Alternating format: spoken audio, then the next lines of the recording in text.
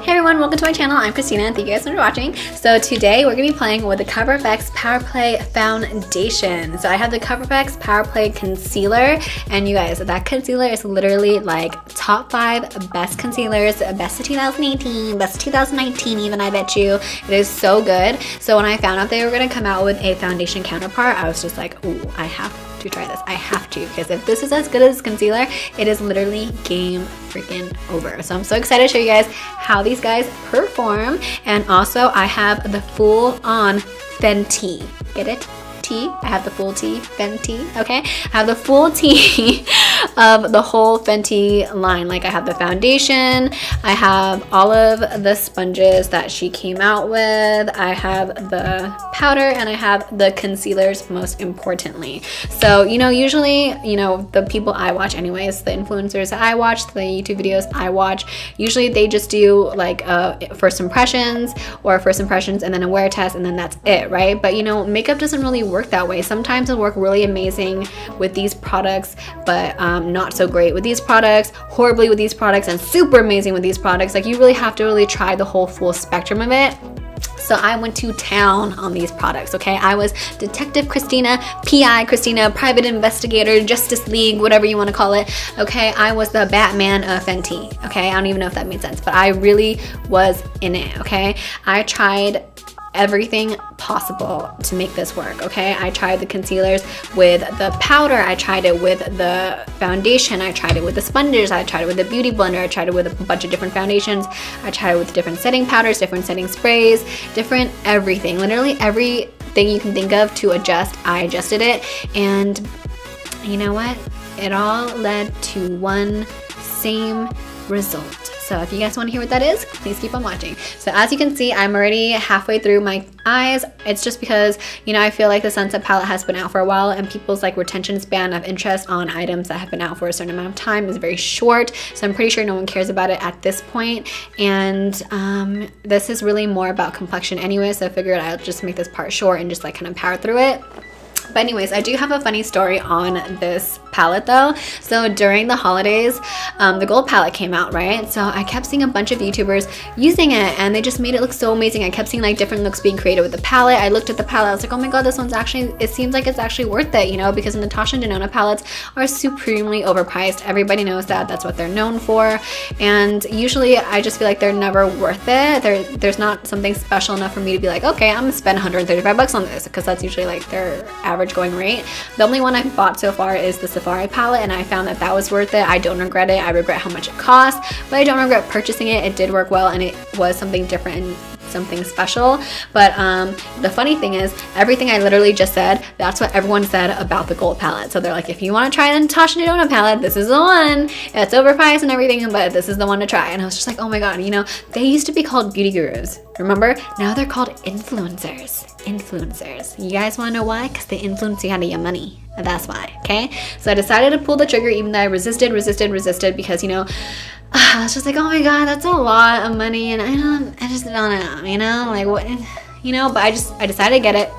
Went to Sephora. I was in a rush that day. I don't remember why, but you know, I didn't have time to peruse, to take my time, enjoy the moment, enjoy the experience. No, I need to get in and get out. So I grabbed it, right? I went up to the display. I saw a gold palette. Mind you, I have seen this palette 1,000 times in videos, especially after I was like thinking about getting it. So every video, here's the gold palette. Today we're gonna be playing with the gold palette. Today we're gonna be playing with the gold palette. In this video, we're gonna be using the gold palette. Today I'm gonna be playing the gold palette. Hey, I just got the gold palette in PR. Like, I've seen this palette, right? So it's called the gold palette and it's a gold palette. So I went up to the display, there was a gold palette. Behind it were gold unit cartons of the palette for you to purchase. Grabbed one, checked out, came home, opened it up, and I saw this. And I was just like, wait, where are the blues? Where are the teals? What's going on? Oh my god, I freaking got the wrong palette. I'm such an idiota. Like, oh, so stupid. That is a $135 mistake, you guys. I was just like, I was so sad. Will I still get the gold palette? I don't know. Who knows? But yeah.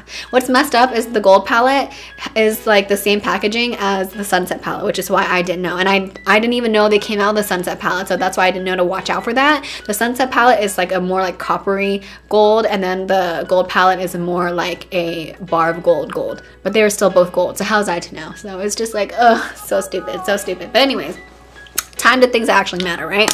So the foundation is literally the best thing ever. It is so amazing. I'm wearing it again today, right now. It is so good. You could use it with a brush or a beauty blender. It's up to you guys. It works well with the brush. I don't personally use a brush that often, but when I do, I use the It Cosmetics one that everybody uses. But anyways, that's not the point. The point is a lot of formulas do not go well with brushes. They'll, like, you know how they won't move because they're too thick and they won't buff in, they'll just be streaking, or they'll just sit on your face and they just won't blend in. This is not the case. It will work with a brush. So if you guys are someone that prefers to use a brush over a beauty blender, just letting you know this will work. It is so good. I absolutely love it. It's medium to full coverage. I'm combination skin and it is just amazing. It wears long, it builds well, it blends well. It just looks amazing and I absolutely love it so much. This is what it looks like right here. Sorry, right? So where are you? Right here. Twists off and it looks like a little baby bottle. If you're clumsy like me, don't worry. If you, oh my god. This is my second take, so that's why I did that, but usually it does not do that. Here, let me do that with the other bottle. I was using the other bottle. There. If you just, you know, knock it over, it will not spill. That one was starting to drip because it's my second take, sorry. But yeah, and it's really light and compact and it's made out of plastic instead of like a hard thing. So if you're someone who travels a lot, this would be good for you. And I just really like it. So I don't want a full coverage, but I need a full coverage to look like a presentable human being. So that's why I put on 2 layers. I cannot just, you know, be like Desi Perkins and just like, you know, spot conceal and then just look amazing. I can't do that. Like, to look like a presentable human being, I need full coverage because I have sunspots and I have freckles, and that is very pertinent to the rest of this video, okay? So there's that. I highly recommend you guys go and get it. And on top of that, this has pink undertones all throughout. So the first thing I think of, the first thing I look for, when I look for a foundation is pink undertones. You would think I would look for like coverage, formula, finish. No, I look for the pink undertones first because that really makes my face look super nice and bright. If you guys have not seen my Laura Mercier video, please go check it out and compare it to this video. Both of them are my shade, but the thing is that one's yellow undertone and this one is pink, and it makes such a huge difference. Like in the other one, I look like ah, and this one I look like ah, you know, it just makes like a huge freaking difference, okay? And this I love because usually foundations, it's not common for them to have pink undertones, and when they do, it usually stops at light medium. So once you get to medium and darker, there's no more pink. And I personally love to mix my foundation colors because that always gives me like a perfect shade. I will always do this whenever I buy a new foundation.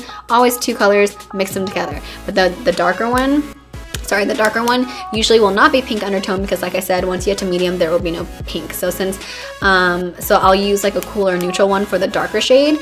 But since these are both pink, my face looks even brighter than it would with any other foundation that has pink undertone. So I really like that. So yeah, enough of that. That's good. It's bomb. That's it. Go get it. Try it. I recommend. It's great. So now time for the Fenty concealer, the Fenty line, okay? So let's just start off with the easy stuff first. So if you guys have not tried the foundation yet, there's lots of reviews on them. It's a good foundation. It's very mattifying. I feel like all her products, her complexion products, are very mattifying. They're not for dry skinned or normal skin people, is what I find. They're very good for combo or oily. I think it's because Rihanna herself is combo or oily, so that would make sense. The thing that I find interesting is this is actually my second bottle of this foundation. I did get it when it first came out and I actually used the whole thing, but I got shade 170, and since it oxidizes, it was too dark for me. I kept using it anyways, but what else? So this time around I was like, okay, I know it oxidizes, so I'm gonna get 160, right, which is 1 shade down, and it'll oxidize to like the perfect shade. I don't know if it's because she secretly changed her formula and didn't say anything, because the consensus was it oxidized. It oxidized on everyone. Like all my friends personally and on YouTube, everyone said the same thing. It oxidizes, get 1 shade lighter, right? So I don't know if it's because I used it with the powder or if she secretly changed her formula, which I don't think is the case, but the powder stops it from oxidizing. So when I used this and then I used the powder, it did not oxidize, and then it's too light for my skin. So that was kind of funny. So yeah, but yeah, this stops it from oxidizing. So if you guys have gotten this foundation already and you're gonna repurchase it, just know if you use it with this powder, it will not oxidize. So your face will look too light, just like mine did. So yeah, just keep that in mind. And then I also tried her foundation sponge, which is not new, but I just tried it anyways because I grabbed the other sponges. And sorry, Beauty Blender still wins. That's all I gotta say. I tried it wet, I tried it dry, because for the little sponges and for the foundation sponge, it says if you use it dry, you get more coverage. If you use it wet, you get less coverage. But I wasn't looking for coverage. I was looking for it to blend into my skin nicely, and it just was not doing that for me. Like, no, it just was not. Like, Beauty Blender for the win. And then for the little sponges, it has like this velvet part where it's supposed to be for baking, but it just, yeah, just no. And I don't know what this part is for, but this is for the concealer. So yeah, these come in a little duo. Yeah, no. And then for the concealer, okay, so the concealer, when you're looking for foundations or concealers, you're looking for the same thing, right? You're looking for coverage, you're looking for shade range, you're looking for blendability, buildability, and how long it wears, right? So shade range, you know Rihanna set the bar for that, okay? She set the bar for shade ranges, so that's discussion over, right? But as far as coverage goes, coverage is just subjective. It's based on if you have anything to cover up. Like I said before, if you're like Desi Perkins, you're not gonna need a lot. It's not gonna matter to you, right? But if you're like me, if you have sunspots and freckles, and my sunspots and freckles are where you put your concealer, right? It's home of the concealer. So I need it to have a good coverage. And this one just didn't cut it for me. If you get really close to my face, which you should never be that close to my face, but if you ever do, you'll see that my sunspots still peek out just a teeny bit. But this peeked out a lot, okay? A lot, especially since I used 2 generous layers. And while this was being like promoted on Instagram and YouTube and whatnot, like the Fenty family, everyone was saying like a little goes a long way. I used generous layers of it and still it didn't cover up my sunspot.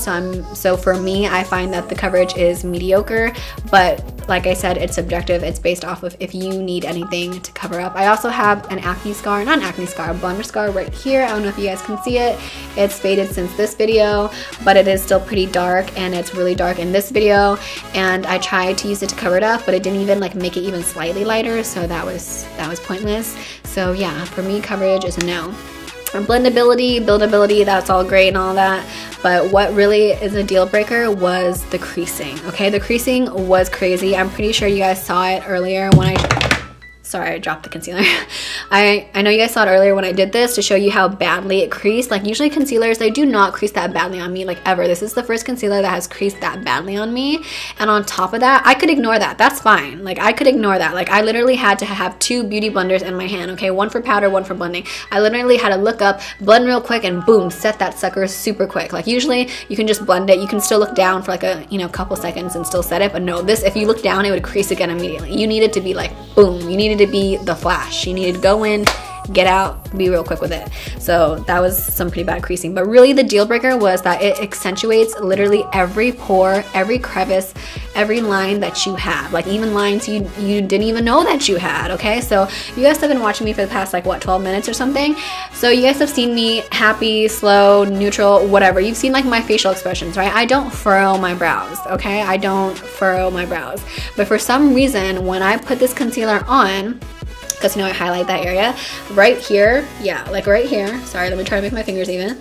Right here, it was like 2 deep lines, 2 deep crevicey, creasy lines, like the deep crevice crease lines you have underneath your eyes. It looked like that, but up here. And I was like, what? That makes no sense. I don't even make those expressions, and I've never had that happen to me with any concealer, any foundation, nothing. Like it was so deep, and I tried to blend it out and set it and everything like that, but no, it just kept getting deeper and deeper as the day wore on. It was just so bad. It was like so deep and so noticeable, like at first wear, and it just got worse and worse throughout the day. It was just so bad, and I could not do anything about it. It was so weird. And then like it just creased underneath my eyes. It went into the crevices around my nose. It highlighted the pores on my nose because I used it to highlight my nose. So every pore was just like accentuated. In other times I tried it, sometimes I really like to brighten up my face, so I'll go all the way down here too. It just accentuated these lines. I saw a video of another YouTuber where they like to put concealer on their smile lines, and it accentuated it like crazy, so I'm not the only one it's happened to.